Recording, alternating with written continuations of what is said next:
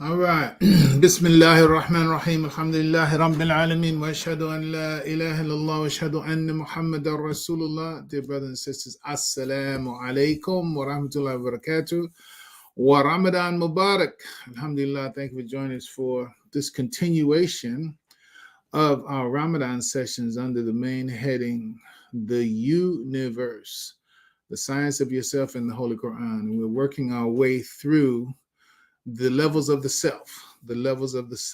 We're satisfied that what we have to bring on nafs al-amara, we've covered that. And we're still in nafs al-lawama. We're still transitioning inside of that.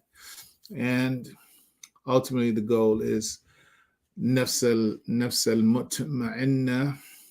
And inshallah, we'll get there. Not likely today, but inshallah the next session, which is the Friday session, inshallah should be able to wrap it up. Should be able to wrap it up then, inshallah. Okay. All right. So I'll tell you what we're gonna start with a reading from an old article. Well, yeah, I mean it's old in terms of years, but truth has no shelf life. In any case, this is an article from the Bilalian News way back in the day, and this is a quote from the Imam under the heading "Creation: A Symbolic Stimulant." Now all of this conversation is really focused to enhance our understanding of nafs al-lawama, the totality of the nafs, but nafs al-lawama is the focus today. And what I'm going to do, I'm going to read this piece first, and then in the following slides, of course, we'll be elaborating in detail on them. Now you can all of the Beyonce lovers, be warned. The Lady Gaga lovers, be warned. The Madonna lovers, be warned, because there will be some unflattering things to say. Now, don't y'all go and get on the line and call somebody who you know is enamored with any of these and say, you better come see what Shuaib got to say about it. No. And I'm really not wanting that, because I know that there's some real sensitivities that people have about it. But you, as a seeker of knowledge, you as a worker in the plan of Allah subhanahu wa ta'ala, that's why you're here. You wouldn't be here this early, and you wouldn't be here as consistent as you are unless you're really committed to the project of what Allah has ordered for us as human beings in the language and legacy and logic of Imam Waziri Muhammad. So, I mean, this is kind of like locker room X's and O's in that case for those who are there. So I'm saying anybody who's not there, don't go call them, blah, blah, blah. You can do what you want to do after the piece is finished. That's on you. But right now, no, don't do that. Just get yours, okay? But I did feel the need to put that little advisory out there. So let's go. So these are some of Imam Muhammad's early teachings on the self. Some of his early teachings on the self in the late 70s. And this is a real instance, brother and sister. It's a real situation that what Imam Muhammad gave us at that time. He came on 1975 formally, 1975, and the teaching that he gave us that was designed to move us out of the mystical language of Farad and help us to get the full benefit of the treatment that we had just gotten in the Nation of Islam. That was surgical, that was expert, and it was truth in a prescription for the people who had been subject to two clinics. One, the clinic that made us Negroes, and two, the clinic that brought us out of being Negroes if we understood and accepted. And so that knowledge, that the knowledge of that time is really, really strong because the Imam has given us truth in a form that addressed our minds, but it was also palatable to our level of education. And actually, I should say the way that we had also been mystified in a certain way by the teachings of the Nation of Islam. So he had to bring us out of that sleep without discarding the benefits that came with that treatment that now I'll identify as the original Nation of Islam.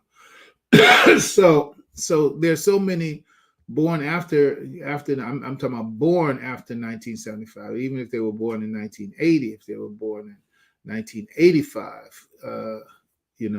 it's like they really didn't get those teachings except by being in the environment that their parents listened to it or took them to places where the teaching was being given.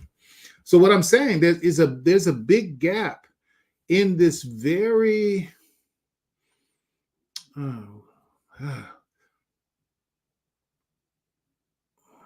looking for the language for somebody. It's medicinal. Yeah, let's go with that. This very medicinal teaching. The teaching that the Imam gave is medicinal for what ailed us before, the harmful side effects of what came after it, because there were some side effects of the Yaqub's teaching. I'll abbreviate it that way. We had to be medicated against that. We had to be immunized against that. We had to be taught in a way where we get the benefit and not the harm. That's we move forward with the benefit and not the harm from that original teaching and language of the original Nation of Islam. And so therefore that's a study. I mean, that for those who really want to be rooted very strongly in the full legacy, and you were not a part of that, then with the help of someone that you trust, near you. I'm not saying you have to, or I'm not inviting you to reach out to me. I'm not pushing back also, but I do answer questions and the like. But I'm saying there is an entire years of teaching. It's like you study that 75 to 85 round figures. Study Imam Muhammad's teaching from 75 to 85. You really will strengthen you in a way that if you weren't able to do that, you're not as strong as you would be with it. That's my consideration. That's my conviction. And I believe you can go to newafricaradio.com and also WD Muhammad Library. Those are places you can go to get this back knowledge, right? You're not going there to live there. I'm talking about not those sites per se. I'm talking about the knowledge base, right? So because if you go back there and live there, then you're going to be like 40 years behind. So you don't want to do that. But you need to get and understand, because the Imam was simplifying very high level information, because that's what he was doing. I'm going to say it this way. He had been to the mountaintop of the Islamic knowledge, Islamic insights. And as we do our interview with Imam Darnell, we're reminded that there were Arabic certificates being given out to students of the University of Islam in 54. And obviously they were learning that before that time, but they were getting Arabic certificates for reading, reciting, and explaining Quran in Arabic in the University of Islam, right? So Imam Muhammad, and then when you add to Imam Muhammad's own trajectory for as far as an individual, and by the grace and guidance of Allah, It's like, yeah, he went to the mountain and then he came down that mountaintop to reach the people who had gotten the benefit and the grace of being a part of that first resurrection. I need to get on to the subject. The first resurrection, but there was still something you needed, right? It's just like somebody save you, you're drowning, they save you, pull you out of the water. Now they got to get that water out of your throat and out of your lungs, all of that. That has to happen before you can start going back to a normal life. And so the Imam in that regard had the life-saving effect of drawing us out and giving us the language that could save us and get the benefit of what we had before and not the harm. All right. So much for that. So these are some of the early teachings of the self. So I'm gonna read it whole, and then we're gonna break pieces of it up as we go forward. The Imam, he says, mind's natural path is toward human progress for human fulfillment. Grafted mind. This is when the Imam took away the white man is the devil language. He replaced it with the grafted mind, right? And that grafted mind could apply to blacks, whites, everything. But putting that later, we got the label Jacobite, right? The point is that there was a mind, a mindset, a mentality that was governing and continues to actually and manipulating the society. And he just identified it as grafted mind because we need to move away from the devil language, because every time you hear devil, white man, devil, white man. So no, grafted mind, right? So he said grafted mind reverses the natural path order to awake human conscience and to excite the human being to greed. Meaning the natural path order is to awaken human conscience, right? But contrary to that, the grafted mind excites the human being to greed, self-magnification, superstitions, and excesses, right? In its natural path, talking about the mind, right? In its natural path towards leadership over physical creation and its natural forces, mind must face and overcome every force, even the enemy, Satan, that makes convincing forgeries of divine truth. Freedom from natural law puts life in position of ruler over instincts and over the natural forces.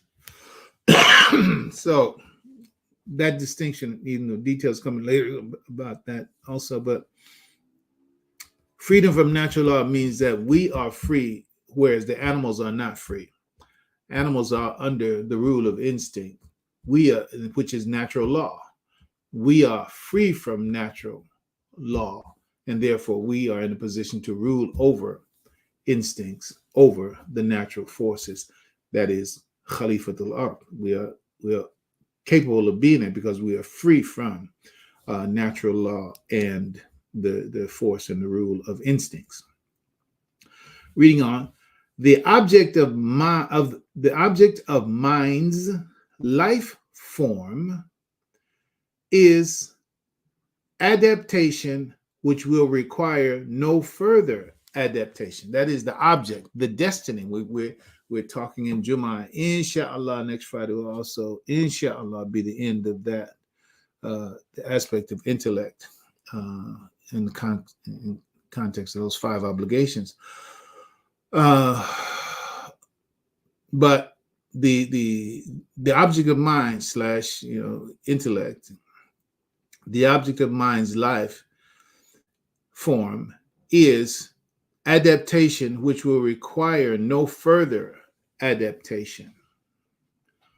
Rational life, like passionate life, is urged by natural life forces.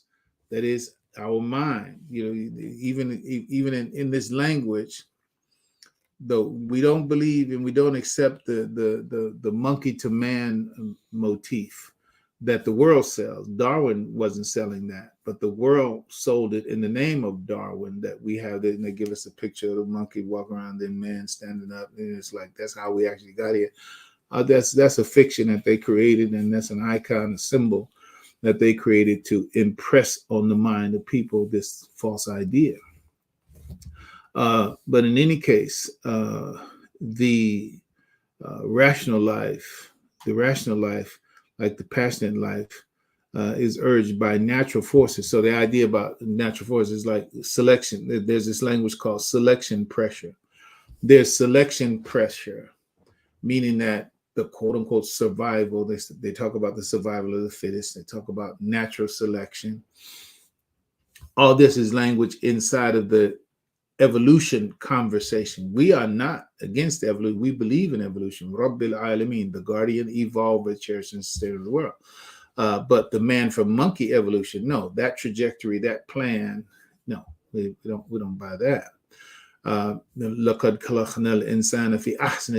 human being was made in his own perfect line and structure and trajectory and path of development, and didn't include monkeys. Everything has its own road. Okay. But the thing that brings about adaptation, because the Imam used the language adaptation, and then he follows up with the language of a rational life is urged by natural life forces, and that's also talking about selection pressure. So that's evolution language. That's evolution. I won't call it Darwinian language. It's evolution language, adaptation, and natural life forces. And it's the language is selection pressure. Okay, so he's saying that rational life, like passionate life, is urged by natural life forces to give itself to a discipline. That is, selection pressure says if you don't get to rational life, if you don't give yourself to a particular discipline and an ordered field of activities, if you don't give yourself to that, if you don't find that for your life, you're going to die. So the selection pressure is to say, this is what you have to do. You have to give your rational life. That's nature speaking to rational life, telling rational life, this is what you have to do. You have to give yourself to a discipline. You have to give yourself to an ordered field of activity, or you're going to die. That's it. Okay. So the Imam is saying that in this line, rational life, like passionate life, is urged by natural life forces to give itself to a discipline, to an ordered field of activities. And in addition to these, let's say at the higher level, to an unalterable body of truth or facts that is bright enough and big enough to hold rational life in orbit as its willing slave. Now, this is the Imam talking to former quote unquote fish salesman, newspaper salesman, by force and voluntary. He's teaching them this way now, right? That's really something. The Imam had a lot of faith in what he knew as well, in terms of what he was sharing, and in terms of who he was speaking to, and in terms of that nature that was behind the bow tie and the bald head. Excuse my poetic metaphor, but I want you to get my point. And so he was, a magnificent work that the Imam was doing, alhamdulillah, and his work continues. We thank Allah for his great success with us in that respect. Okay, so now let's move to the next page and start taking this apart. Again, all of this is in the interest of getting a deeper and better contemporary understanding even of nafs al-amara, nafs al-lawama, nafs al-mutma'inna, and we're fundamentally inside of the margins for nafs al-lawama. So we're going to dip forward and backward at different times, but only to touch on that. The centrality of what we have to say today is on nafs al-lawama, the self-accusing spirit, how we move to the next level after and beyond the pull and the pull and the grasp of our natural urges, impulses, desires, passions, undomesticated, right? So let's move. So mind's natural path. So I'm actually repeating different lines. Usually they're in red. Mind's natural path is toward human progress for human fulfillment, but grafted mind reverses the natural path, in which the natural path is to awaken human conscience. But on the contrary, what it does is excite the human being to greed, self-magnification, superstitions, and excesses. All that can be associated with and directed and aimed at and put upon nafs al-amara. Nafs al-amara, greed. Nafs al-amara, self-magnification. Nafs al-amara, superstitions. Nafs al-amara, excesses. All right? Illustrate this, just talking about taking us backwards and away from even a disciplined life. That commercial, one of the Snoop Dogg commercials, whatever. It's probably that beer commercial. He sits down with the white boy. Excuse me, Caucasian fella. So Snoop Dogg, he said, the best plan is no plan. The best plan is no plan. So the idea is just live by the seat of your pants. Don't think about anything. Don't make any plans. Don't discipline your thought. Don't be rational about anything. Just go. That's the best. This 2022 Kia Telluride, I think they say Telluride, but Telluride Nightfall Edition. This is like one of those like 4x4 Jeep type cars. It's a commercial. The commercial is there's Bilali, and he's driving the car, following somebody that's in a paraglider. And at the end of the commercial, it turns out that the paraglider was a woman. So the man driving the car, and she's the one that's, doing the thrilling thing, right? So it says it's identified. This is the language in that like 15-second commercial, right? The leap of faith. Some hesitate, but not you. You don't ask what if. You embrace whatever is next with open arms. You don't question your decision. You double down because you know the thrill is worth it. All right? That's the language that's in the commercials, just putting it out there. Don't think, just jump. Don't, ask any questions, just go. Just whatever is next, you're a part, you're with it. Anybody that's not with whatever is next, there's something wrong with them. If you're with it, if you are progressive, if you are hip to what's going on, embrace it with open arms, whatever it is. All right. Don't question your decisions. Somebody said, well, you might want to think about it. No, this is what I'm going to do. In fact, I'm going to do it twice. All the rest of this. Okay. Now, that's the mindset. So that's the grafted mind reversing the natural path and seeking to excite the human being to greed, self-magnification, superstition, and excesses. This slow children's song, we call it a children's song, but it's far from a children's song. Frozen. And I was surprised, because me in movies, right? And some of these movies come in and 3-4 weeks. I got one movie that I hope is not out of the theaters when Ramadan is over, because this is by choice, not because I say it's haram or anything like it. Not at all. Just my own restriction. So I don't do the movie thing during Ramadan. right? And no bad on you if you do. That's that.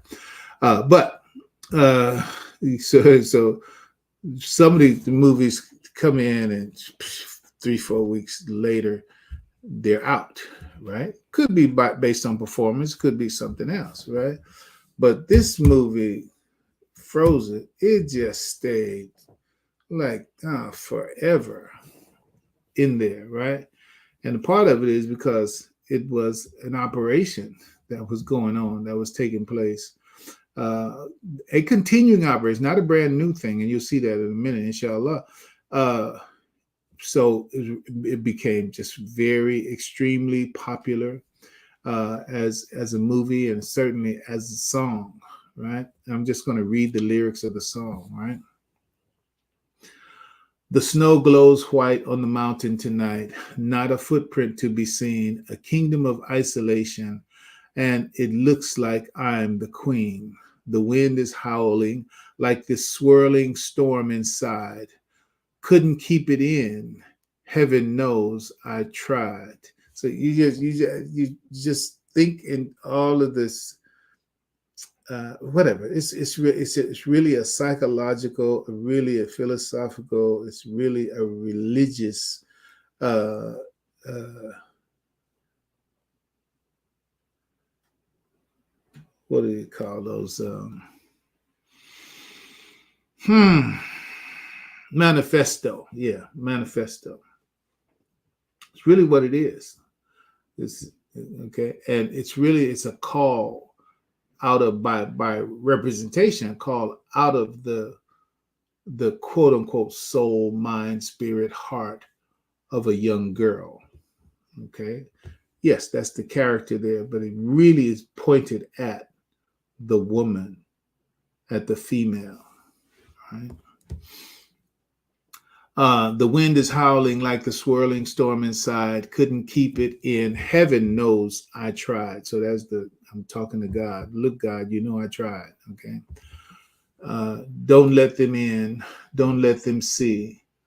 Be the good girl you always have to be. That is, she's fighting about being a good girl, right?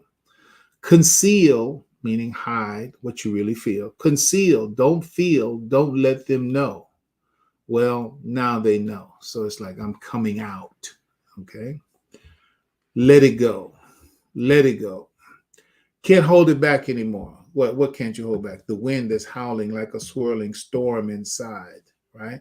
So for adolescents, particularly, teenagers, etc., that swirling, howling wind of passions, appetites, desires, etc. It's like, okay, but I'm trying to be a good girl. I'm trying to discipline myself. I'm trying to hold myself with some restraint.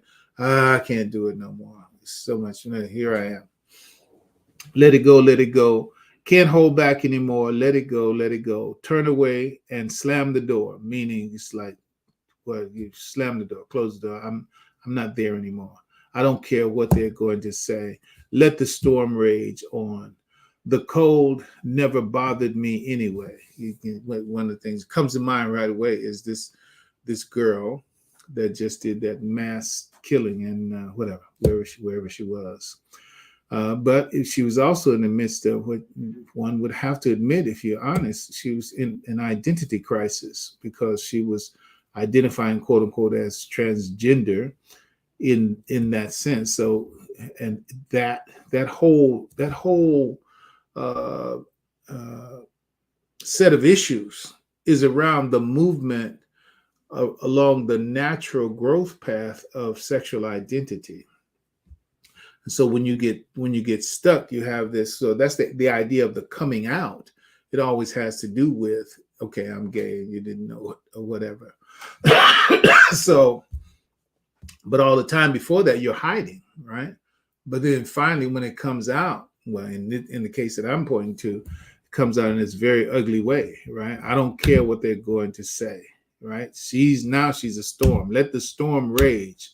You should hear that shooting. You should hear that gun going off right there in that school, in that situation. I don't care what they're going to say. Let the storm rage anyway. The cold never bothered me anyway. I don't care about any of you. You all don't care about me. I don't care about anybody. The cold never bothered me anyway. It's funny how some distance makes everything seem small. And the fears that once controlled me can't get to me at all. It's like I am totally out of control. There's a quote that says, the most powerful revolutionary is a teenager without morals. This is actually a quote unquote communist like dictum, right? The most powerful revolutionary is a teenager without morals. So breaking down the morals of the teenager, and those are the people who are in the midst of this sexual transformation and sexual identification, confirmation, etc. And but if you can catch them there and break them down, you have as available, you have available to you a lot of power, and that's what the world is ramping up and taking advantage, and has been taken advantage of. I'm talking about all the way back to the rock and roll era. The rock and roll era was also a part of that whole breaking those bands and using the energy that comes from that as a horse to ride to your material gain and success, and also to the dominance and management of the society. It's a tool, it's a trick, it's a strategy. Listen, the Pied Piper of Hamlet. Pied Piper is that very message, right? So I'm not going to go into it. Go read the story, and you can also put up. There's a site that I think it says the crazy history or the whatever, something like the crazy history of nursery rhymes and the crazy history of children's stories, or something on that order. So you can just Google in the crazy history of the Pied Piper of Hamlet. I actually don't know what it is, but there's this site that actually goes into, well, where did that really come from? Even that ring around the rosy, pocket full of posies, ashes, ashes, we all fall down. That has to do with the Black Plague. And there's so many other things. So I'm just saying that's a place to look if you're interested in taking another step.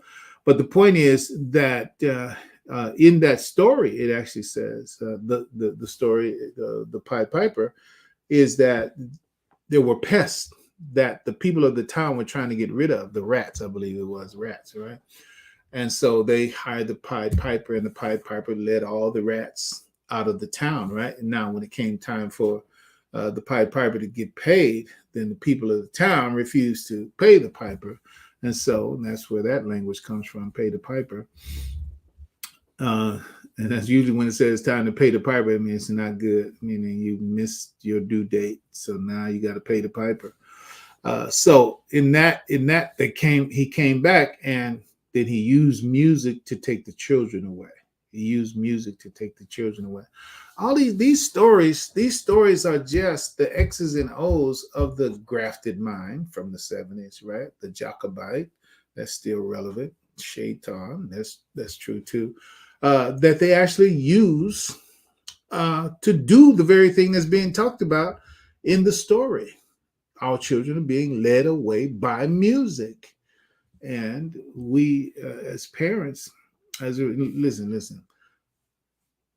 I ain't gonna stay. I'm not gonna stay here on that. It's like, listen, I listen to music, I play music, and I know the language is problematic for different people, and the language is revealing for others. I get it. So as I move on, I just want to, okay, well, let's just talk about what we actually want to talk about, and move past that. So don't think I'm asleep when I use the words. Okay. That being said, we are communicating so much on these different platforms. I don't remember which platform I spoke about it, but I spent a lot of time dealing with the whole issue of sound art versus music, and the khair and the shar of both fashion and music. We just talked about that. So it's all right. Look, Allah says in the Quran, He says, they asked it concerning intoxicants and gambling. I'm just using this as a way of kind of getting the right frame on it for us. They asked it concerning intoxicants and gambling. And so it says, that in it is some harm and some benefit. He said, but the harm greatly outweighs the benefit, right? So in that, even though gambling and intoxicant is an extreme for what I'm saying, but it does introduce us to the principle. There is some khair and shar in everything. So there's some khair and shar in quote unquote music. So the idea is when you make it halal, you make it permissible by taking out the poisons, like bad lyrics, such as this, right? You know, and the idea is, what is one of the saying, it's an important saying that says music accompanies or rather, music justifies the behavior that it accompanies. Music justifies the behavior that it accompanies, right? So if you have a behavior that's not a good behavior, meaning it's not a socially redeeming, morally, quote unquote, approved behavior. Okay, you already for a civilized society, you already don't want the behavior. You already don't want the values that the behavior is portraying and perpetuating. But if you live in a society where not only is the immoral behavior, the corrupt behavior going on, but musicians are writing songs and music to justify the behavior, right? That should be easy to see. You listen to the rap songs. What's the behavior and what's the music doing? The music is an anthem for that behavior. It murder, robbery, stealing, sexual misconduct, etc., justified with the music. So music justifies the behavior that accompanies it, right? So the point is, so that's the shar of it. It's like you got bad behavior, and then you're singing about the bad behavior. You're singing about the bad behavior, and you're writing music to support the bad behavior. Well, that's the wrong. That's the shar. But now, if you have good behavior, good moral values, and then you set that to sound art, what's wrong with that? So okay, so much for that. Let's go back to this, the lyrics on this. So let it go. And the fears, okay, the cold never bothered me anyway. It's funny how some distance makes everything seem small.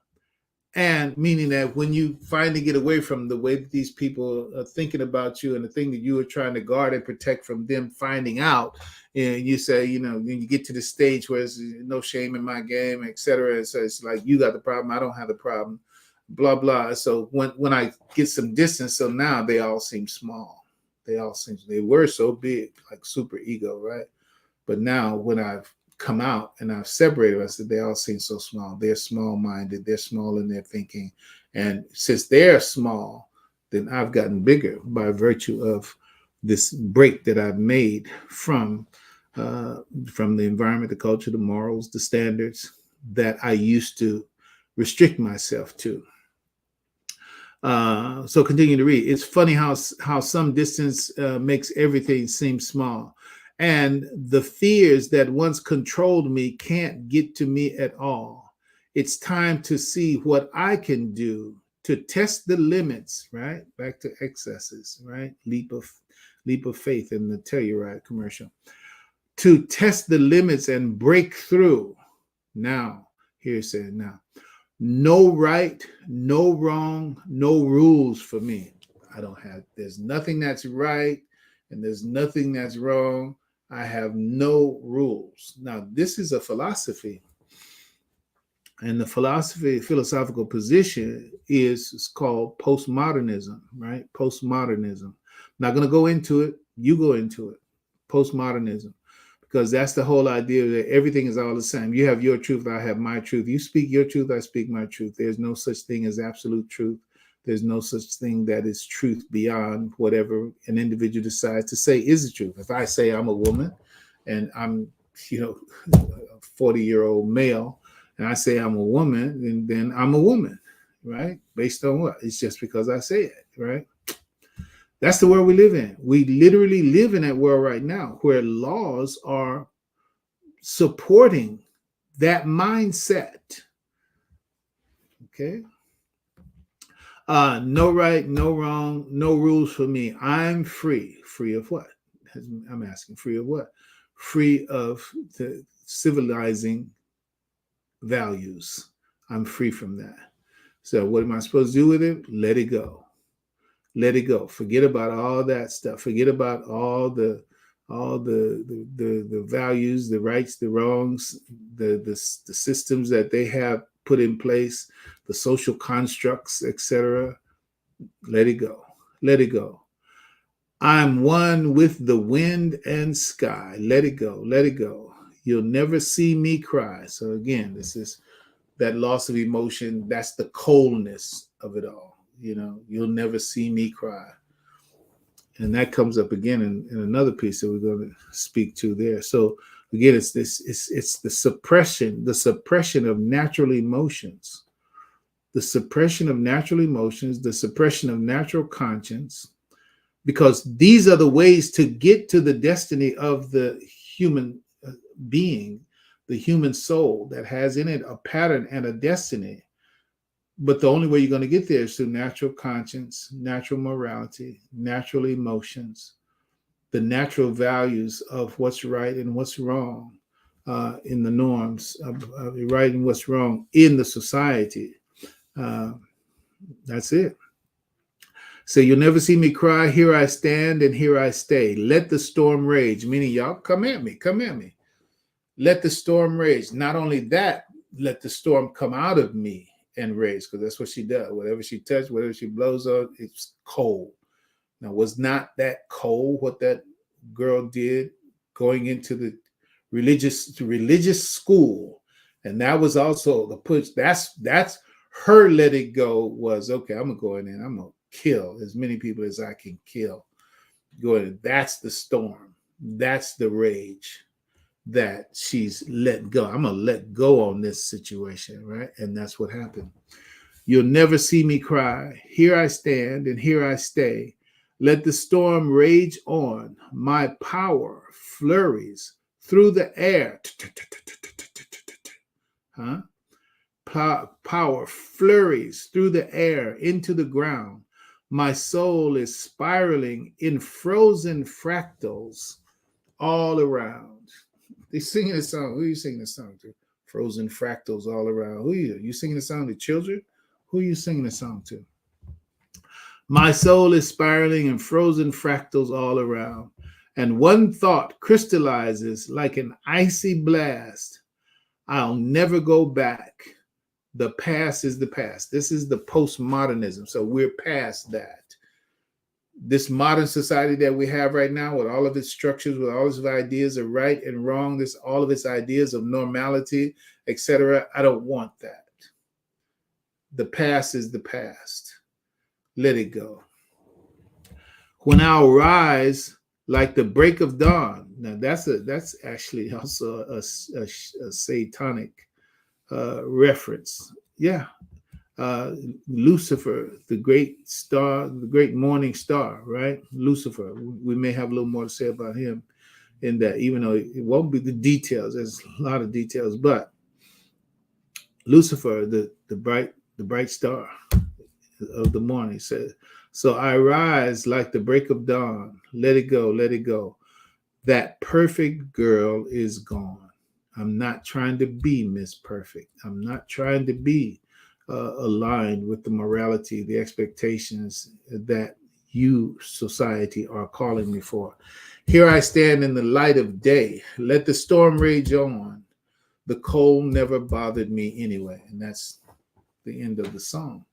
And that's a Disney song that children love to hear and love to be repeated. And it's going right in. The thing about music, it goes right into the psyche, unfiltered. And those words structure patterns in the mind that align with the logic of the story. Here's a little tricky thing for those of you who are up on the chat GPT. It's like I'm just thinking about it. I would do it if I wasn't online right now. But you could take these lyrics. You could take these lyrics, and inside chat GTP, you can just literally type in and say, uh, show me the logic. You could say, show me the logic, or you show me the conclusions, or show me the meaning. Any of that. I would prefer the logic, because the chat GPT is going to literally do whatever you ask it to do from that perspective. So I say, show me the logic of these lyrics. What is the logic of these lyrics? And it'll break the whole thing down for you. And then in that way, you'll be able to see, it's like, just from a logical perspective, what is this thing actually saying? I've already talked to you about some of it. But I'm saying you can use that kind of artificial intelligence to really get to, okay, this is what it says. The logic and the math of it all adds up to this. Okay, and I don't know what that is because I haven't done it yet. But inshallah, we'll do it afterwards for fun and for intellectual profit. Okay, intellect meaning add to my mind, my fund of thinking. All right, let's move on. All right, so here we go. Beyonce. Right, this is one of her lines from the Lemonade, the song Lemonade, April 26th, or maybe that's the name of the album. I don't know. Y'all know better than I do. She said, I bathed in bleach and plugged my menses with pages from the holy book, using biblical scripture as a tampon. Does that sound nice? That doesn't sound nice. That's one step. There's a whole lot that I have for her. I mean, again, khair and shar. So it is. I can only leave a little room for people who say, but, right? It's like, okay, I'm sure there's some good things, but then you got to deal with that also. Lady Gaga, right?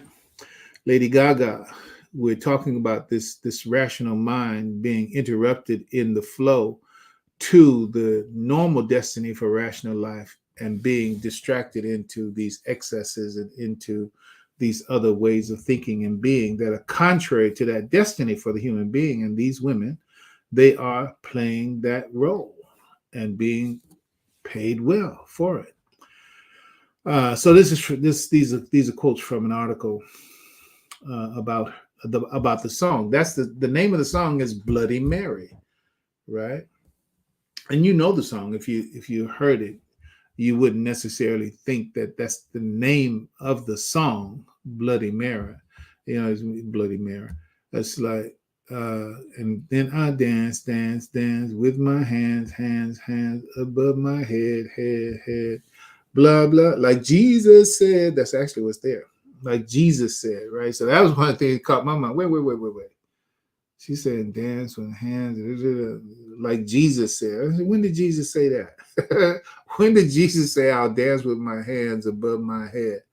When did Jesus say? Jesus never said nothing like that. But the world don't know, right? Let's move on with some reading of this. It says, based on the given web search results, there's no mention of the philosophical thinking of the writers of the song Bloody Mary, performed by Lady Gaga. However, the song has religious undertones, and it is about living halfway between reality and fantasy, right? Stay with me. Get this, right? When we talk about nafs al-amara, nafs al-lawama, nafs al-mutma'inna, we're also talking about the matriculation of a child to an adult, right? Nafs al-amara has to do with the urges, the passions, the appetite, the battle that gets joined at puberty, right? And that's when the record begins to be kept. And that's when the challenges of the mind slash morality with the body. So the body has its urges, its appetites, its aspirations. And we talked about that. And so now here the mind is expected to be a certain way. Once you reach a certain age, you're expected to be a certain way. But the battle between being that way, which is the call of society, civilization, social order, that's its call. Come on, be this way. But then the body, its urges and impulses, has been around for much longer than that calendar switch has been around, saying, no, no, no, no, we're going to do this, we're going to do this. So there's your let go conflict. It's like, I'm trying to hold this. Don't let him see it. Don't do this. Don't do that. So that's the battle, right? That battle is a part of the winning or the losing. Is if you win or lose that battle. And it's horrible how this society they have these what do you call it? Puberty blockers. I believe they're called puberty blockers that can be administered and given to a child, the same child that can't buy cigarettes, can't drive a car, can't do so many other things identified as adults, but they can in their school get puberty blockers if their identity is conflict is so challenging that they're not ready to decide whether they want to be a boy or a girl without parental consent. That's now, okay? And gender, quote unquote, gender confusion at that stage is absolutely positively natural in the sense of not being clear on what your identity is. For the male, those bodily changes; for the female, those bodily changes, and all of what goes on with being in that period of time. That's been going on for million years, with human beings in that regard. Of course, in later modern man, we have to maybe we adjust that to a few thousand years. Okay. Any case, the point is that there's we'll call that even, that's like the twilight zone of life, right? Because you're not sure who you are, where you're going, et cetera, what's right, what's wrong. But you have these challenges between your mind and your body and what's being asked for, what's being called for at this time. So that is the very arena where the problem lies. So I guess I have to say, I'll say it in brief, inshallah. The natural progression of sexuality is, first, there's the autoerotic stage. The autoerotic stage is just self-pleasuring, right? No elaboration. Everybody knows about it. Self-pleasuring, that is very natural. Okay. Moving from that. The from that comes the heterosexual stage. That is, wow, time flies. So, quote unquote, normal growth calls for moving from level 1 to level 2. Level 2 is heterosexual identification, let's call it. Meaning that that urge, that appetite that was being experienced through autoeroticism, right? Being experienced through autoeroticism, bottom line. It's like, no, I realize now that urge is to be experienced and expended and utilized by interaction with someone of the opposite gender. That is the natural state to come to. Between stage 1 and stage 2, that's kind of like that twilight zone. That twilight zone for everything is crazy because of the biology, because of the whatever, the chemistry, what's going on, the hormones, etc. So that puts the mind there in this kind of twilight zone, right? But the idea is to learn how to move from the autoerotic stage to the heterosexual stage, recognizing how the satisfaction is supposed to come from the opposite gender.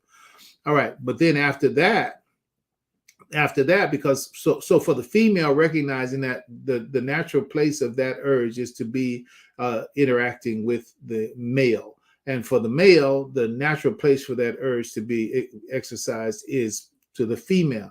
So when you come to that stage of heterosexual identification formulation, okay, well, you've made it to step number 2. But now if you're in a different bed every night, different woman every night, different man every night. No, you're not there yet.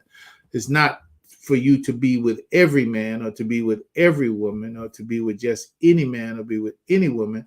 You have to make a commitment to someone of the opposite gender. That's marriage. That's marriage.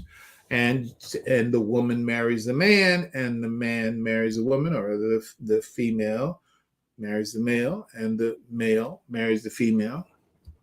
And that's what commitment is. So you move from autoeroticism to heterosexual establishment, then you move to marriage. That's conviction. And then the fourth and final stage, which is the object of that whole urge, is parenting.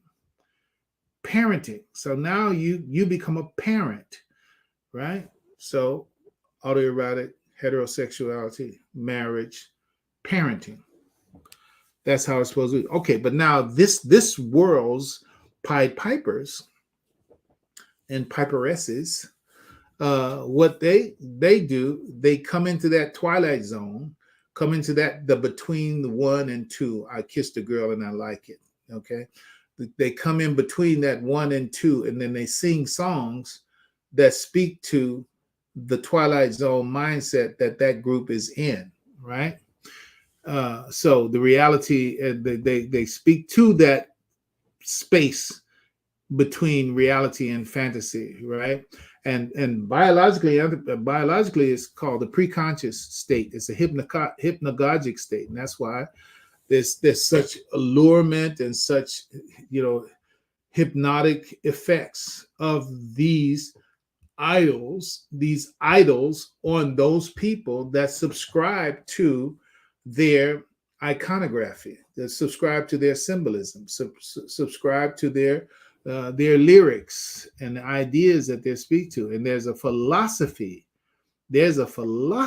in these songs. Okay, so let's move on. So she's saying, this is her saying, that it's about living halfway between reality and fantasy. That means Peter Pan. Remember those of you who are with us on that. Peter Pan, we don't want you to grow up. We don't want you to grow up. We want you to stay in this androgynous condition of mind where there's no differentiation between the male and the female. And that lack of differentiation is there's the halt of maturity. Okay. So going on, as stated by Lady Gaga in a Facebook post when the song was released, she says that the song's title is an epithet that refers to Virgin Mary. So now she's calling it Bloody Mary, right? So I mean, should be very clear that what an insult that is to Mariam. What an insult that is to Mariam. And then there's that drink in the society, right? The Bloody Mary, right? And if you take the time to break that down, you find more exposure of the shaitan in that. In any case, so it refers to Virgin Mary. I mean, think about Virgin Mary on a menses, right? That's really what it's talking about. Is that vulgar or not? Right? And it has been described as the serene flip side of another Gaga song, Judas. So you should hear them all the way up into the religious iconography, the religious philosophy, the theology, the psychology of the Judeo-Christian world, speaking with and manipulating those symbols in the psyche of the society. And you should understand that that's very devilish. Okay. Overall, the song seems to explore themes of religion, fantasy, and reality. More to say about this one. So in some article, I'm sorry, yeah, I think it's behind the song. So somewhere online you can find it. Behind the meaning, it says like a number of songs in Gaga's "Born This Way." And my note is also Beyonce's. I don't know if it's her recent one, but she also has one that has this similar hypnotic, erotic kind of play to it. It's called Renaissance. So it all has to do with birth, right? As does the menses has to do with birth as well. In any case, Bloody Mary has religious undertones. The singer centers her focus on the canonical gospel Mary Magdalene, right? So in one article, she alludes to it being about Virgin Mary. And now this one is referring to, this article is referring to it as a canonical gospel Mary Magdalene. Gaga once told whoever the name of the magazine is, I believe that Mary Magdalene was both fully divine and fully human. She has to be strong when Jesus fulfills his prophecy to die for everyone's sin. This is this woman talking. But she still has the moment of humanity where she's upset to let him go. She had to be a superstar, but she must have cried too. It's like, I hope you can hear. It's like, what are you thinking about? It's like, wow. We had a conversation this morning about the irrational rationale. This, and when we get to, yeah, we're gonna go to these lyrics too. When you get to lyrics, like, what? And again, you already know. It's like the children who sing the song, the adults who listen to the song, both let it go. And this one right here is like, you're not really analyzing the lyrics. You're not really thinking about the lyrics. You're listening to the music. So the music is what opens up the consciousness. And so if the music sounds good, whatever being said is good, right? I know you can think about a whole lot of songs that's like, man, those some terrible lyrics, man, but the beat. Those some terrible lyrics with that, but the beat, right?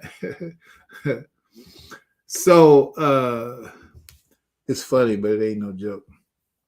In any case, so let's move on. So I believe that Mary Magdalene was both fully divine and fully she has to be strong. Oh, we read all that. Gaga sings as Mary Magdalene. So she's saying she is personifying Mary Magdalene in this song, a biblical personality. She's saying that's who I'm singing as, right? And witnessing the crucifixion of Jesus, playing the ultimate rock stars, which was Jesus, right? The ultimate rock star's girlfriend. She chooses to focus on the love he spread in the world as opposed to the tragedy before her. It's like, come on. It really doesn't matter. I mean, it's like once you have people in the hypnotic twilight zone mindset, fully enamored with your imagery, fully enamored with your idleness. I won't say, I can't say idolatry because it wouldn't be grammatically correct, but you get my point. Your idleness. He's like, oh, there she is, and listen to what she's saying. You're not thinking about that. You know, it's a part of the hypnosis that goes on in that twilight zone between fantasy and reality, right? So here are the words of that song, right? And it has this is like, it starts out with like this, like a subliminal background kind of blast, money, right? And then the same thing happens in the next refrain, which is about love, right? So let's read the words. Oh, love is just a history that they may prove, and when you're gone, I'll tell you my religion's you, right? You're my religion. Supposedly talking about Jesus Christ, right? When Pontius, and that's a combination between Punk and Pontius, like Pontius Pilate, All right. When Punctius comes to kill the king upon his throne, I'm ready for their stones. I'll dance, dance, dance with my hands, hands, hands above my head, head, head, like Jesus said. I'm going to dance, dance, dance with my hands, hands, hands above my head, hands together. Forgive me, pardon me, forgive him before he's dead, because I won't cry for you. I want you to think about irrational rationale. It's like, how is this making sense? Well, it's a song. It's not supposed to make sense in the way that words in a book make sense. Well, okay. And they're depending on that. And this is also another feature, going back to the idea of speaking to what's between fantasy and reality. That is the preconscious, that is the dream state. And that is actually a state where you're more suggestible in the preconscious state, in that state between reality, and you're more suggestible, right? And so it's like a dream state, right? And in dream states, things don't follow logically. Back to right brain, left brain, right? They don't follow logically. This happened and now that happened, and so that's normal. So dreams don't happen like that. When you have dreams, it jumps from one thing to the other, You're in one place, you're in another place. This is happening, that's happening. So all of that, well, in the preconscious state, in this space between reality and fantasy, that's territory for scientists of that. They know this is where we're working, and the mind is going to incorporate it and respond. Mind and soul is going to incorporate and respond to it in the context of that target, right? We're not talking waking consciousness. We're not talking rational life. We're talking dreamlike. So that's what the poetry and the quote unquote music and the stuff, that's its field of operation. So the nonsensical quality, when we stop and look at it like this, it's a whole different thing when it's in the preconscious, the unfiltered consciousness of the person who's just dancing to the music, wide open to the lyrics, and the lyrics go in. It goes into the subjectivity of the individual, and then the mind will seek to, at that subjective level, make sense out of it. Now, the sense that's made out of it may wind up in a school shooting. Wallahi, I'm not joking. But who's responsible for that, right? So hands together, forgive him before he's dead, because I won't cry for you. I won't crucify the things you do. I won't cry for you. See, now when you turn that around, now thinking about things like this, like rationally, when you turn that around, say, I won't cry for you. What do you mean? I won't cry for Jesus. So you're really saying, I don't care. It's not that. It's that. Wow, you her sitting there in an interview, she can say whatever she wants to say about it, because that's the frame that she wants to put on it, right? But when the song goes into the conscience, it goes into subconscious as part of it, that just takes it literally. Like the mind doesn't make this distinction between fantasy and reality. It's like that. It's the literal fact of what you said. I won't cry for you. Who? Jesus. I won't cry for Jews. I won't crucify the things you do. I won't cry for you. See, when you're gone, I'll still be Bloody Mary. Now, here's another thing about that language, Bloody Mary. That's a curse word in British English. In British English, that's a curse word. And when you apply what that word means, you just look it up. I'm not going to say it. When you apply what that word means to Mary, it is absolutely profane. Bloody Mary. That's absolutely profane. They sold us this movie. This movie said The Spy That Shagged Me. Look up what that actually says to a British language speaker, right? The spy who shagged me, right? And then when you talk about Bloody Mary, it's like, what is that actually saying? Very vulgar. Very vulgar. Bloody Mary. And then next line comes up, love. Say, we're not just art for Michelangelo to carve. He can't rewrite the aggro of my furied heart. Back to that fury, anger, aggressiveness, aggro of my furied heart sounds like let it go. The same, she's going through the same torturous internal battle. Let it go, right? And it says, I will wait on the mountaintops in Paris, cold.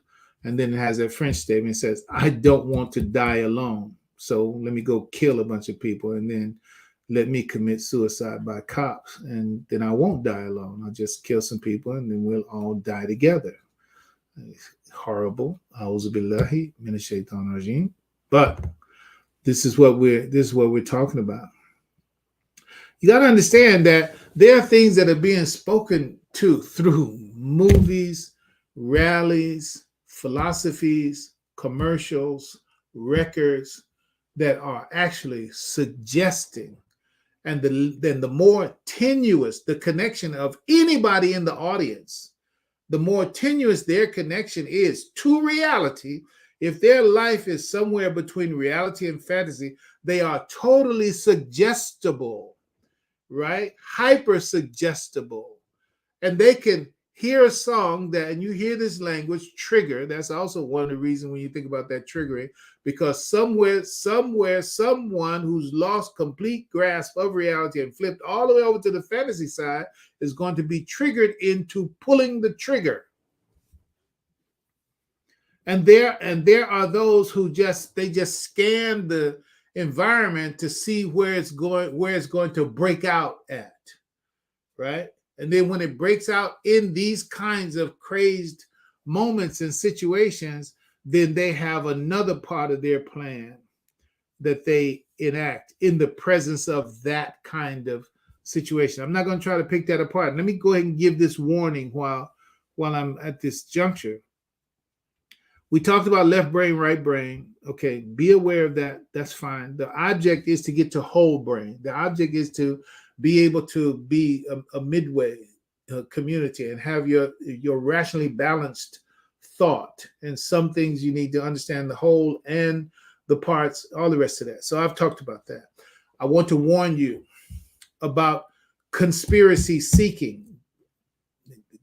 This doesn't turn around anything that I'm saying right now from there. It's like my approach. Allah knows best, and you should know. You should know by listening to me, over all these years talking about these kind of things. It's like it's a label that's designed to manipulate people anyway. But I'm going to say it, but then move on in that. It's like I'm not a conspiracy nut, a conspiracy theorist, or what have you. It's like. Well, you should know. I hope you do.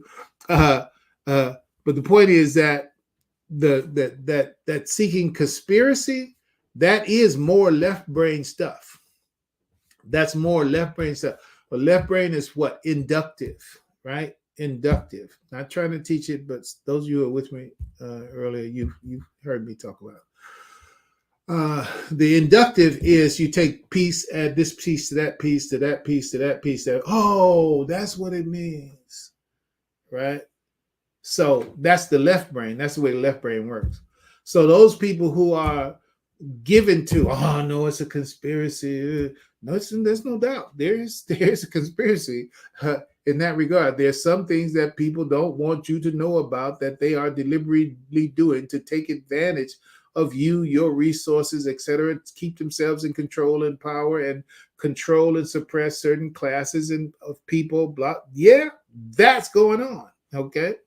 But without going into all the details about that, now if you spend a lot of time trying to knit together these little pieces of facts, that's left brain stuff, it will do damage to your thinking. So what the opposite of it is true. We don't have time to explain the whole thing, but the opposite side of that is, listen, you keep trying to put together pieces to come to a conclusion. You need to start at another place and then go deductively. How do you do that? Well, for us as Muslims, we start with God. He's like, okay, there is Allah, period. Allah is real. Allah is actual. Allah has a plan for humanity. Allah has created us, and there's a real life situation. Our existential reality is one that is from God, i.e., He created the death and the life to try which of you is best in conduct. Life is a trial. There is the human nature. The human nature has its strengths and weaknesses.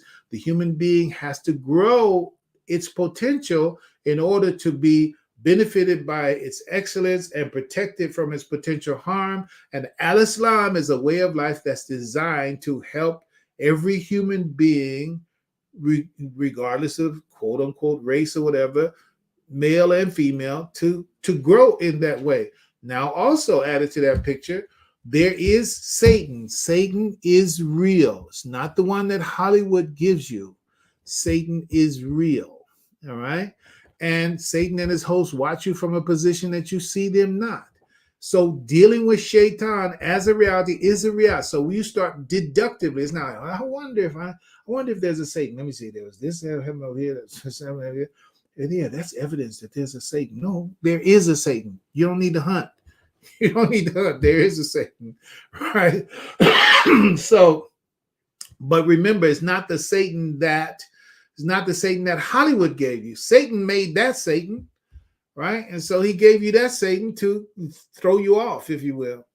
All right, but obviously today is not the day that we're going to talk about that per se. So I'm saying you start with the conclusion that there is a class of people who inherited that way of thinking, that mind, and they use that way of thinking and mind against that destiny. Imam called it in our reading to begin with, the grafted mind. They use that knowledge about the human nature and the knowledge that they acquire from nature and its forces and the like, to use that against those human beings that are tracking to the destiny that Allah has for them. He creates problems on the path for those people who are there to get them off the path. So what I'm saying is that that's a reality. You don't have to look for a conspiracy. That's a reality. So the only thing you do, my suggestion and my practice, mashallah, is like, oh, okay, I see that right there. I see, let it go. Okay, that's Satan. that's Satan working to interrupt the flow of human nature to his path. And it's reaching millions of young girls, etc., to cut them off from moving in that direction. Same way, Lady Gaga, same way, Beyonce, in particular songs, etc., that they are given. Those are inputs from the shaitan to stop the flow, whether it be from autoerotic to heterosexual to marriage to parenting, or whether it be from being truly getting from one to two, blah, blah. Let's move on. So, say, I'll dance with my hands above my head, like Jesus said. I'm going to dance with da-da-da-da. I won't cry for you. Just think about that, too. It's like, that's all that's in the song, and this song plays for whatever, 2 minutes, maybe a little more, maybe 2.5 minutes maximum. But then it gets heard 10 million times, right? 10 million times. And then you have videos that go with it.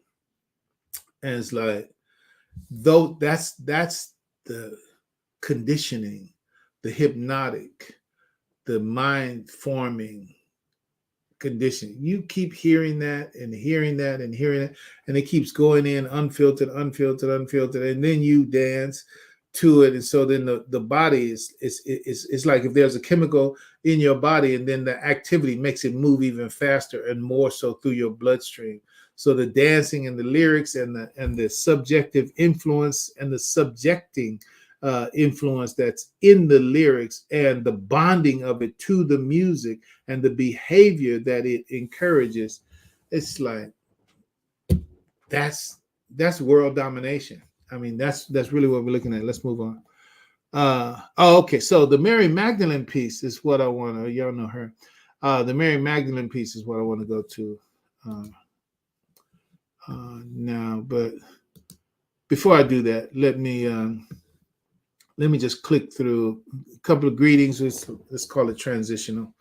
So what do we have here? Ahmed Durrani, alhamdulillah, assalamu alaikum. Brother Jerome, assalamu alaikum.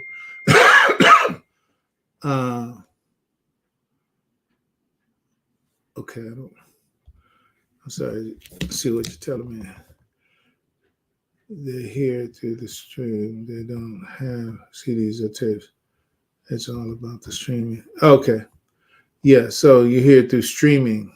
Yeah, Imam Joel. Alhamdulillah. So, Brother Jerome, assalamu alaikum, Ramadan Mubarak. Brother Eric, alhamdulillah, assalamu alaikum. Greetings to you and to your wife. I pray all as well. Abdul Shakur, alhamdulillah, assalamu alaikum, Ramadan Mubarak. WD Muhammad Library, yes, that's someplace to definitely go to get those early teaching. Alhamdulillah, Tarlina, Ramadan Mubarak, assalamu alaikum wa rahmatullahi wa barakatuh. Abdul Shakur again, alhamdulillah. Nike, just do it. That's right. That's all a part of it. And they're coming out with that historical piece, Air Jordan, whatever it is about that story. Interesting. Stay tuned, right? Tarlina, very dangerous indeed. Yes. Liz Haja, assalamu alaikum, Ramadan Mubarak. Nazim Abdul Latif, assalamu alaikum, Ramadan Mubarak. Brother Anthony, assalamu alaikum, Ramadan Mubarak. Abdul Shakur, the Pied Pipers call us away from the natural to the unnatural. Absolutely, absolutely. Assalamu alaikum. These small hats try to ruin every prophet, people except their own. Okay, so that's what they call now. MashaAllah. Okay, try to ruin every prophet's people except theirs. Moses, MashaAllah. Latif, Ramadan Mubarak. May Allah continue to bless you with the leadership of our community. Ameen. May Allah bless us with what we've been blessed with, and let's put it to use when there it is, right there. Shakur, several years ago, I arrived at the perception that Al-Islam is designed as an applied, applicable science. It is. There's no doubt about it. That's what that is.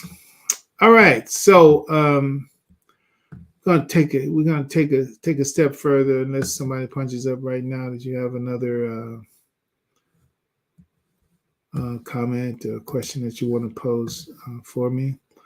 I want to go through this Mary Magdalene thing because Lady Gaga said that on one level she says something about Virgin Mary and Bloody Mary and that aspect of the profanity, but actually in conjunction with the idea of nafsal lawama, nafsal amara, nafsal lawama, nafsal mutma'inna.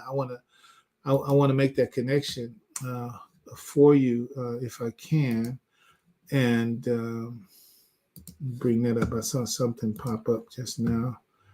Oh, it's a nice shirt. Yeah, this is part of my son and his wife's gear, right? They say you can't see up when you're looking down, right? So yeah, that's a part of the Melanin Gang line. Alhamdulillah, shukran. So let's get to this. Excuse me. So we're still dealing with the Lady Gaga Bloody Mary piece. So we're going to do that right now. This is from an article about Mary Magdalene, because there was something, and I'll talk about it as we go on, that connects with something that we've already said, and it connects the jinn, it connects the nafs al-amara, and it connects this that we're talking about. So again, I would say this is not coming from inductive, this is coming from deductive, because we were already at a place where we know how the jinn is, who the jinn is, and how it operates, etc. We've also already made biblical connections just coming from understanding what the jinn is. So I want you to understand, when you reason deductively, you start with conclusions that you take as a given. You take them as a given. For us, everything that the Quran said is a given. everything that's veritably that the prophet says, sallallahu alaihi wasallam, is a given, right? And so our judgment of other things, Al-Quran is Al-Furqan. So we use these as our searchlight and as our criterion for evaluating and filtering information. I'm not looking for information and try to see what it adds up to.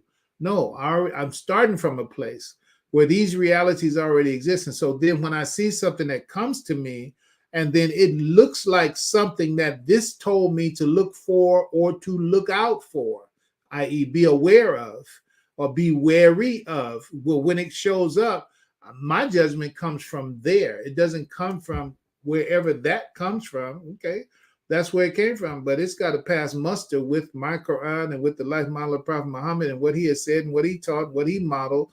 If it don't pass that, then it's a falsehood or something to be rejected. If it does, then it can be embraced under that authority. Brother and sister, hey, transcribe that and get it, own it that way, because that's how I say we have to process the knowledge and the whatever the data and information that comes to us from this world. You better have a system for evaluating, or you wind up swallowing fish bones. You'll wind up, swallowing hooks. That's all I'm gonna say on that right now. Okay, so you got that. So you're seeing this article. So this is Mary Magdalene, right? This is where this is a character in a series, right? The series called The Chosen, right? I don't watch it. Whatever, it doesn't matter. And if you do, it's fine. I get it. If you it's entertaining. Stuff can be entertaining, but as long as you're entertaining with your mind on, it's okay. Moving along. So this is what Lady Gaga said. She said that it's about Mary Magdalene, right? All right. So now this is a big word right here, Lilith. Why is Mary Magdalene called Lilith in The Chosen? I'm going to go ahead and walk through it. This is from January 2023 right now, right? I mean, this year, quote. Says, I'm go ahead and read as much as I can, right? The Chosen, a TV show on the Angel Studios free streaming series, chronicles the life of Jesus and his many followers. The entire series, especially episode 1, heavily features a character named Mary Magdalene. In her first few scenes, people refer to her as Lilith. Remember that word, Lilith. They refer to her as Lilith. Why? And the article goes on. We'll dive into that in a minute. But first, let's recap the first episode. We're not going to spend a lot of time there if we can help it. So it says, it follows a character called Lilith. She's living in Capernaum and appears to be consumed by demons. Okay, here come the jinn. Here's the jinn tied to Miriam. Not Miriam, Mary Magdalene, right? Okay, she seems to be consumed by demons, literally, but it's jinn. A man runs through the streets shouting that she's possessed. The occupying Romans asked Nicodemus, you've heard his name before, an important Jewish leader visiting from Jerusalem, to go and see her and perform an exorcism. It doesn't work. Let me go ahead and tell you how it ties us back to Legion. I am Legion, right? This man was possessed by these demons, and nobody could get the demons out of him, and nobody could control the demons. And so that's like this man running through the streets shouting that she's possessed in the same way. And whatever the exorcism, whatever kind of chains, whatever kind of how can you say get out of her dismissal exorcism didn't work. So she's really a reflection of that same jinn condition that Legion represents. And you get it right in the next line where it says, later in the episode, Lilith considers jumping off of a cliff, just like when the jinn or the demons were told to go out of the man and they were put into the herd of swine, and then the swine jumped off the cliff and all died. Well, that's the connection between Lilith and the jinn and Legion and all of that, those unclean spirits. So that's the nafs al-amara effectively. And so Lilith is that same character. So she doesn't go off the cliff. She heads to the local pub, and the climactic scene, a stranger shows up and declares that he knows who she really is. That man is Jesus, and it's through her eyes that we meet him for the first time. All right. So the idea that I had originally my sense of it before is that she was seen as quote unquote a prostitute or something like that. But then upon further research, you said, "Oh, okay, that's what's going on with her. She's demon possessed, supposedly in that." Okay, so what was Lilith in the Bible? It says there's no mention of Lilith in the Bible. The name Lilith is a part of Jewish folklore, and often means demons. Again, for us, it's jinn, right? When we first meet Mary Magdalene in the Bible, this is what it says in Luke 8. Luke 8, verse 1. After this, Jesus traveled about from one town and village to another, proclaiming the good news of the kingdom of God. The 12 were with him, and also some women, is plural here, some women who had been cured of evil spirits and diseases, Mary, called Magdalene, from whom 7 demons had come out. All right, we already know there's a signal there with the 7. So you got 7 jinns, right? But I know I'm not going to spend a lot of time there, but I know that there's definitely meaning to it, because she had 7 demons came out of her, and now she's in the company of this Jesus, right? It says this is why we first hear Mary Magdalene call Lilith to characterize that she was possessed of evil spirits. So now when you go back and we go out of this, that's as much as I need to say about that. When you go out of that and you go back to Lady Gaga, who's glorifying her. Okay, yeah, the Mary Magdalene that's with Jesus, she's been purged of the demons and what have you. So extolling her shouldn't be a problem. But you just got to understand the context of how these things work in society. It's sort of like, say, Your Honor, strike that. I object. Right. So it's like, oh, that's already been said now. So you can't unring the bell. You can't unscramble the egg. So all of this still plays into the whole idea of glorifying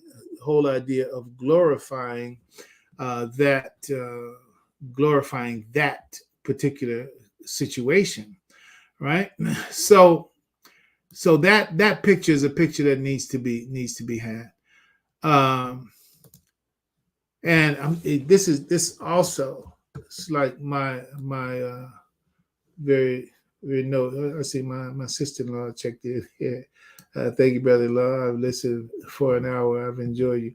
She's a very, very religious, very, very devout, very, very devout Christian. So I honor your presence. I'll acknowledge that for sure. And none of what we say is meant to disrespect, dishonor, or undermine those great Christian values. In fact, I do need to go ahead and say some of these things, even though this is not the subject, but I want to respect that. And also, the Quran tells us respect the ties of relationship. Respect the ties of relationship. So I honor that. We honor our relationship. Let's say, in addition to that, where the Quran tells us, it says, the nearest to you in love are the Christians. That's what a Muslim can't be a Muslim who doesn't believe in Jesus Christ. And the propriety of their belief in Jesus Christ also includes Jesus Christ being born of a virgin. We accept that. And it's like, I can't be a Muslim without believing in Jesus Christ. I can't be a Muslim without believing that Jesus was and is an immaculate conception. We believe that he is a word and a spirit from God. All of that, we accept that. So it was Christians who preserved the life of al-Islam. In fact, at the very beginning of the life of al-Islam, uh, Muhammad, who didn't know what was happening to him, he had to go to a Christian to ask that Christian, who was a student of the book, a deep student of the Bible, to ask him what was going on, what was happening. And he explained to him that it was a prophetic experience, the same that had happened to Moses, alayhi salatu wasalam, prayers and peace be upon Moses. And then after that, when Muslims began to be persecuted for what they were believing there in Mecca, they had to go to another Christian, the Christian king called the Najash or the Negus, to provide them asylum and protection in their country.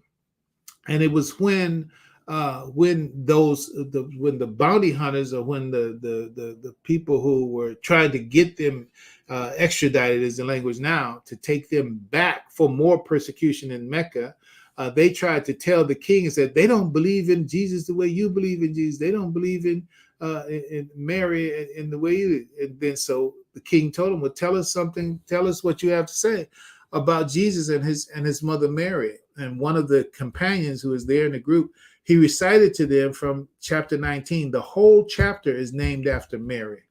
The chapter is the chapter of Miriam.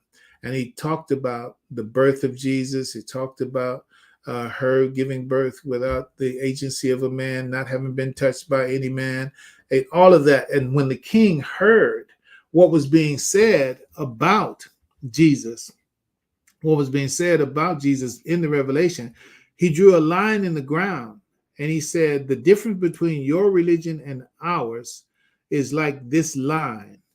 And he told the people who had came to extradite them, he said, I'll never send these people with you. They can stay here and practice that religion as long as they like. So the people who exacerbate our relationship with Christians in a way that they want us fighting each other. No, God is one.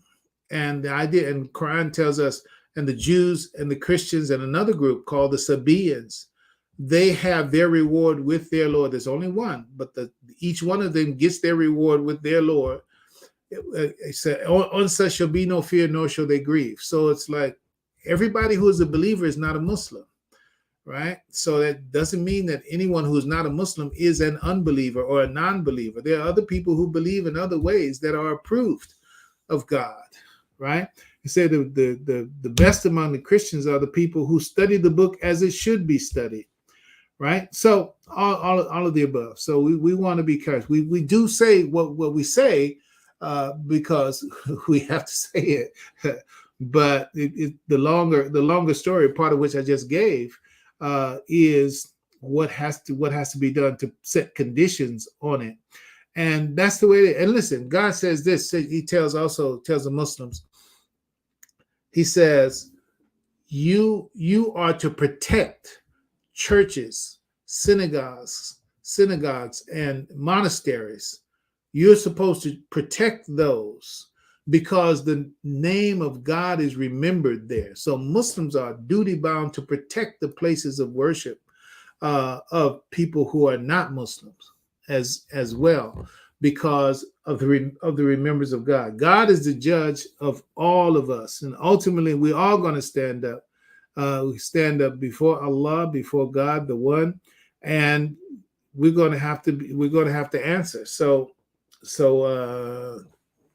that's what I have to say about that. I'm glad my sister-in-law brought us to that point, because I want to make that point. But now, our problem, this is what Quran says. The Quran says, our problem is only with those who do wrong. It's like, no. There are Muslims who do wrong. All you got to do is go to the hood. Go to the hood, go to the corner, go in the liquor store, and you will 90% of the time, right? Well, in Oakland, I don't know where it is, somewhere else. 90% of the time in Oakland, you're going to find some people who are Muslims by name selling alcohol, selling pork in the hood. All right. And a bunch of other things they're selling too. MashaAllah. Auzubillah. So it's like, yeah. So among the Jews, there are those that are wrong. Among the Christians, there are those that are wrong. Among the Muslims, there are those that are wrong. All right. And not only on just the low side, in the ghetto, no, on the high side. Yes, in the Vatican, in Jerusalem, in Mecca. Yeah, on the high side, you got corruption at those levels as well. All right. So we only take issue with those who are doing wrong, right? And so we have to speak to that. So the innocent people, those people who are innocent, they're automatically protected by their innocence, right? The guilty people, then the truth is going to catch them exactly where they are. So alhamdulillah. All right, Donna, wonderful. Let me see. I didn't let me represent. Let me respect that. Yes, I know. I understand that. Thank you. All right. Peace. All right. So there's more to say. Carrying on, and I've given as much of a caveat as I can give. See, because there are those who play in our religious waters, and since we are as it's called, a Judeo-Christian society, they play mainly in those waters, and I have to call that out. And also to state that this is a repeat. This is not the first time what I'm talking about has been done with Beyonce and with Lady Gaga and all that. This is not it's not new. This is old. It's been done, right? So Madonna, I think all of us can remember, all of us generally speaking can remember the Madonna whatever blast. I don't know what do you call it, juggernaut or what have you. So Madonna, like a virgin, right? That Madonna is not her name, but that's her stage name. That's her persona. That's her character. Just like Beyonce has a character of Sasha Fierce or something like that. Madonna, like a virgin, touched for the very first time, playing on Madonna and Child and playing on that for commercial and lascivious purposes, as you can see. Then the other song, Papa Don't Preach, right? And I'm trying to remember which one it was. Where was the guy's name? The guy named Leon. She was worshiping at the foot of a black Jesus type dude, and that has to do with certain types of fetishes as well. But Madonna, she's talking about Papa Don't Preach, right?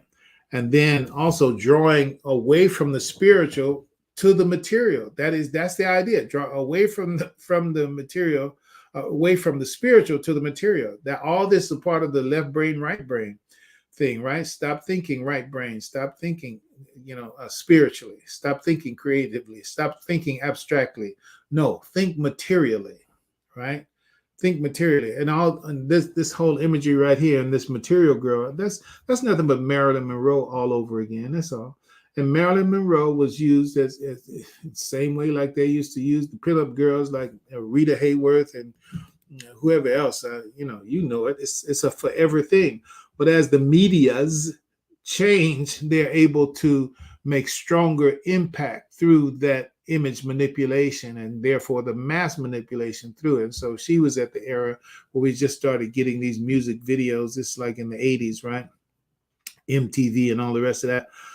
So material girl, I'm a material girl and I live in a material world. The physical attraction. I don't really know the lyrics from that, but that was also a big song in that period of time. And so she was, let's call it the flavor of the month. She was the latest idol of that type that was designed to do it. But recognize it's playing in the spirituality of the society. It's playing in the spirituality of society. Let me go ahead and say this. You can actually go to this video on YouTube. It's under this very title right here, The Devil's Puppets, right? And this put together by a Christian as I understand it.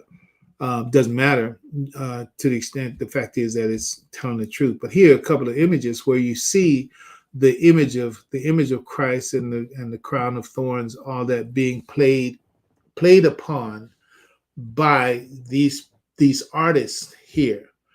But this image right here, that crown of thorns here, this is Kendrick Lamar. That crown of thorns there is this something like $250,000 worth of diamonds or something. That's what it's actually made of, right?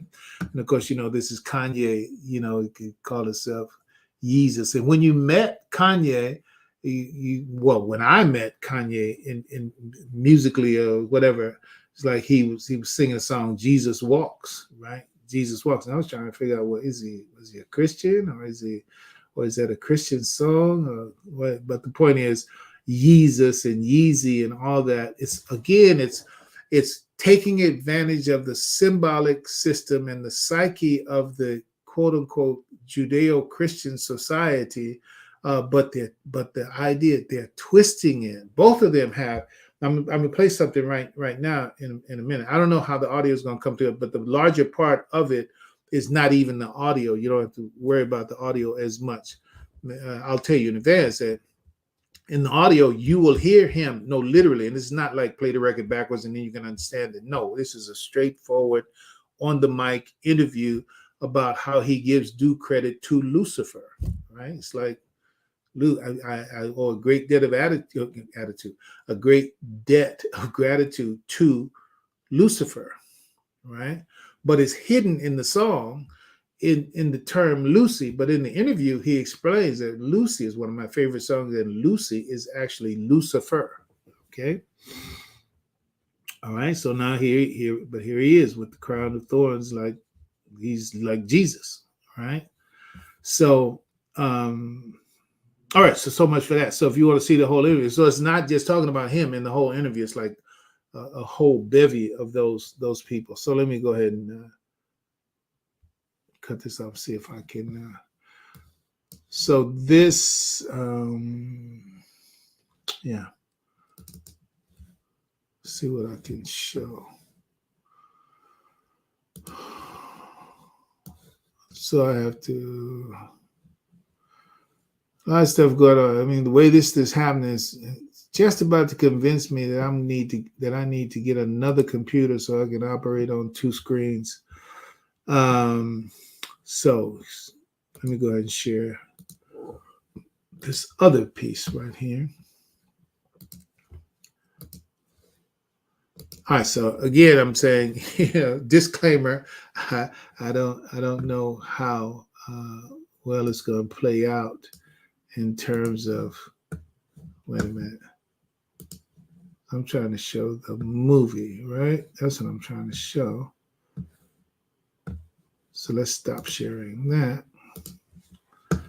All right, so much for that. So you get out of here. Now, Kendrick Lamar, now you can show up and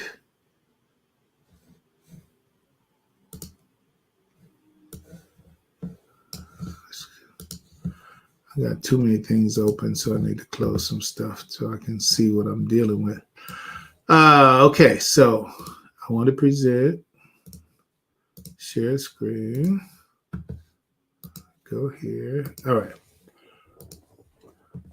So let's see how it goes. I'll try to make it work as best I can.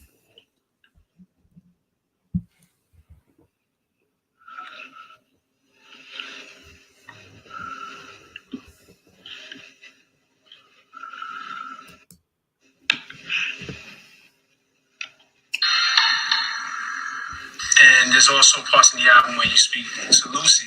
Yeah. Lucifer. Yeah. He's tripped out. So it's trippy. You see both sides of it. Yeah, man. It's when I go inside, I do I say it all around, man. I may do an after party, and this is how I'll be able to write these records, because it's not just the positive energy that speaks to me, it's the negative too. It's the evils too. And we all have temptations. Right. Me, I'm just fortunate enough to translate the temptations to the record. Right. I always said that this is gift for me. Putting these records out is a gift for me because I'm not only a voice for myself, but I'm a voice for people who can't express themselves like that. And Lucy is one of my favorite records because it's me actually coming to realization of the evils rather than acting like it's not going around. My thoughts are not happening. My thoughts are happening right in front of my face. I gotta present them. That reminded me in a way, not to compare it to anything, because I do think this is an original, maybe one of the most original works we've seen in a long time, but it reminded me a little bit of Snoop. Yeah. And Murder Was the Case. Mm-hmm. Where he had that conversation with the devil, with Lucifer, and that temptation was in his face. And it seems like a metaphor for something, but so you see this temptation that in the after parties, be it alcohol, women, sure, they had deals. Not all money is good money. Right, exactly. And we fall victim to it every day. You know, it's a tough thing to deal with. Okay, so now because of the copyright stuff, they can't play the song itself. But I'm going to go ahead and read it out. It says here, my name is Lucy Kendrick. You introduced me, Kendrick. Usually I don't do this, but I see you and me, Kendrick.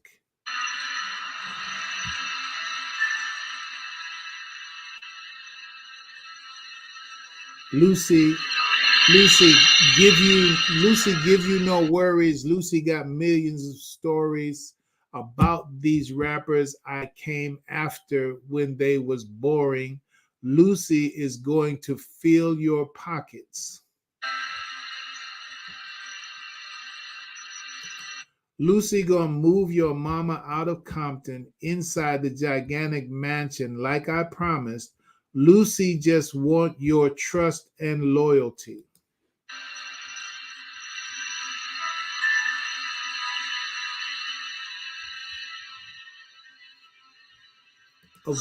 Avoiding me is not easy. This is Satan talking, right? Avoiding me, it's not so easy. I loosely heard prayers on your first album. Truly, Lucy don't mind, cause at the end of the day, you'll pursue me.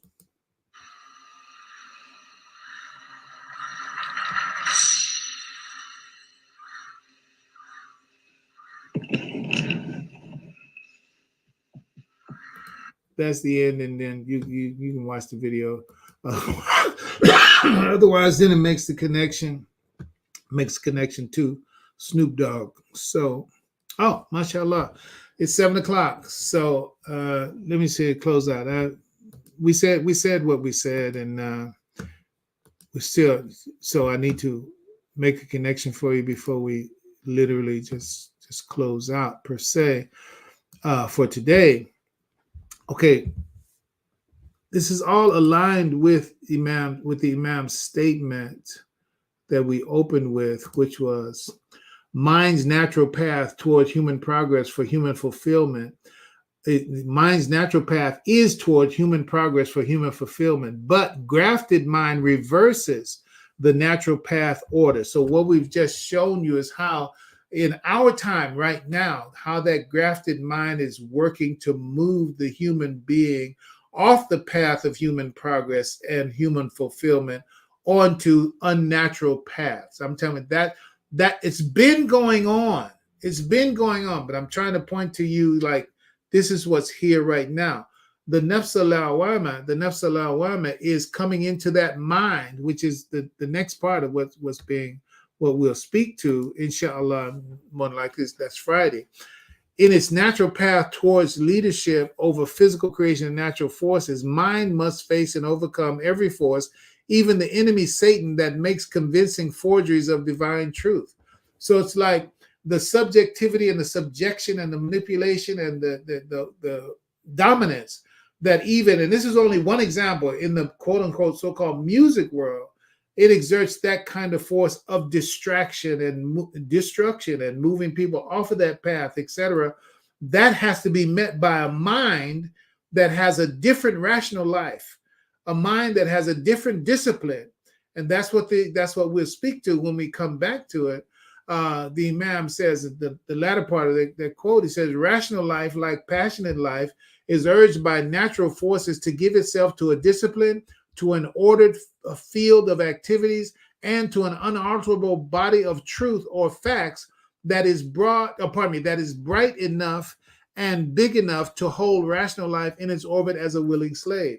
So compress that statement is that to get off of the level of nafs al-amara, where you're dominated by your lower passions and desires and impulses, unmanaged and undomesticated, to get onto nafs al-lawama is also learning about the law of yourself, the laws of nature, and the forces that the law of the forces of nature, so that you can become the master of those within yourself and outside of yourself.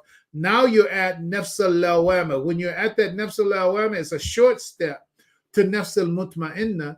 The short step to nafs al-mutma'inna is the natural consequence of bringing yourself into that fuller discipline. Then you will get to a place where the Imam talks about the adaptation that requires no further adaptation. When you acquire that state where you come to in your inner life to an adaptation which requires no further adaptation, that's nafs al-mutma'inna. That's nafs al-mutma'inna. There's nowhere else to go. You're at home. You're at rest. You have the mastery of your own forces and the forces external to you. And so there's no more need to adapt. You've mastered it. Nafs al-mutma'inna. So we'll elaborate on that, inshallah, Friday. I think Friday's the next time we'll come back to the subject matter, same time, but we'll also be broadcasting from Masjid Wortheen here in Oakland. So thank you so much, dear brothers and sisters, for your time, for your patience. May Allah accept your fast, and thank all for your contribution to tonight's broadcast. Thank you so much. God's peace be on you. Assalamu alaikum wa rahmatullah. God's peace, mercy, and blessings be on you.